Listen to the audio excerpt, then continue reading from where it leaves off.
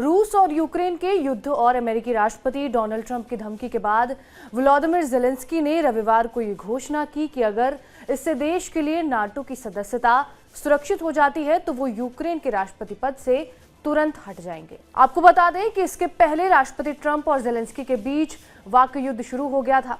Trump ने Zelensky को बिना जनादेश का तानाशाह करार कर दिया था और अमेरिका की ओर से लगातार यूक्रेन पर युद्ध विराम के लिए दबाव बनाया जा रहा है। कीव में एक प्रेस कॉन्फ्रेंस में बोलते हुए ज़ेलेंस्की ने ये कहा, अगर यूक्रेन के लिए शांति है, अगर आपको वाकई मुझे अपना पद छोड़ने की जरूरत है तो मैं तैयार हूं। मैं इसे नाटो के लिए बदल सकता हूं। उन्होंने ये भी कहा कि अगर जरूरत पड़ी तो वो तुरंत हट जाएंगे। इसके अलावा ज़ेलेंस्की ने संयुक्त राज्य अमेरिका के राष्ट्रपति डोनाल्ड ट्रंप से यूक्रेन की स्थिति को समझने और रूस के आक्रमण के खिलाफ इसके बचाव का समर्थन करने के लिए ठोस सुरक्षा गारंटी प्रदान करने का आग्रह किया है।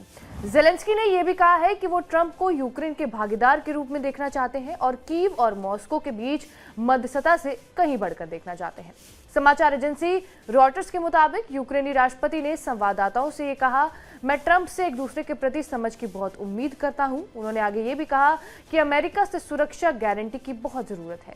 यूक्रेन में रूस के पूर्ण आक्रमण की तीसरी वर्षगांठ से पहले बोलते हुए ज़ेलेंस्की ने कहा कि उनका देश और ट्रंप प्रशासन सुरक्षा सहायता के बदले में यूक्रेनी प्राकृतिक संसाधनों तक अमेरिकी पहुंच पर एक समझौते के करीब थे। 2022 के आक्रमण के बाद से ही पिछले साल रूसी सेना द्वारा यूक्रेन में सबसे तेज प्रगति करने के बाद डोनाल्ड ट्रंप ने चल रहे संघर्ष में जानमाल के भारी नुकसान का हवाला देते हुए शांति समझौते की मध्यस्थता करने का इरादा व्यक्त किया। अमेरिकी राष्ट्रपति द्वारा अपने यूक्रेनी समकक्ष पर रूस के साथ युद्ध करने का आरोप लगाने के बाद ट्रंप और ज़ेलेंस्की ने सार्वजनिक रूप से एक दूसरे पर हमला किया। इस बीच ज़ेलेंस्की ने ट्रंप पर गलत सूचना बुलबुले में रहने का आरोप लगाया। ज़ेलेंस्की ने रियाद में हाल ही में हुई यूएस रूस वार्ता के परिणाम को भी खारिज कर दिया, जहां दोनों राष्ट्र शांति वार्ता की दिशा में संयुक्त प्रयास शुरू करने पर सहमत हुए थे। ज़ेलेंस्की ने दृढ़ता से ये कहा कि कीव की पीठ पीछे कोई बातचीत नहीं होगी। डोनाल्ड ट्रंप और रूसी राष्ट्रपति व्लादिमीर पुतिन ने 12 फरवरी को बातचीत की थी, जिसमें द्विपक्षीय संबंधों को सुधारने और यूक्रेन के साथ मॉस्को के चल रहे युद्ध के समाधान की तलाश पर ध्यान केंद्रित किया गया।